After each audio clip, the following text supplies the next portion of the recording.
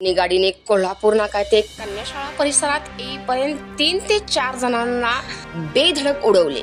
यामध्ये एका कराडच्या माजी नगरसेवकांचा समावेश. उपचारासाठी सर्वांना कराडमधील कॉटेज हॉस्पिटलमध्ये दाखल करण्यात आले. नमस्कार, मी संतोषी जगदाळे आणि आपण पाहत आहात सतर्क न्यूज. कराड येथे काल 23 मार्च रोजी रात्री 12च्या सुमारास एका भरधाव ओमनी गाडीने कोल्हापूर नाका ते कृष्णा नाका मार्गे कन्याशाळा परिसरात येईतोपर्यंत 3 ते 4 जणांना बेधडकपणे उडवल्याची घटना नुकतीच काल रात्री 23 मार्च रोजी 12च्या सुमारास घडली आहे. त्यात एक महिला गंभीर असून जखमीमध्ये एका माजी नगरसेवकांचा समावेश असल्याचे वृत्त समोर येत आहे आणि या सर्व जखमींना उपचारासाठी कॉटेज हॉस्पिटल येथे तातडीने दाखल करण्यात आल्याचे समजते आहे.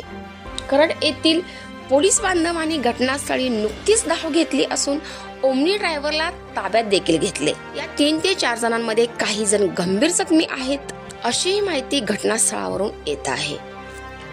आणि या विशेष अपडेटसाठी सतर्क न्यूज मुख्य संपादक विराट कदमसह संतोषी जगदाळे. सतर्क न्यूज पाहत राहा. सतर्क न्यूज, प्रत्येक पाऊल दक्षिण. सतर्क न्यूज, कराड.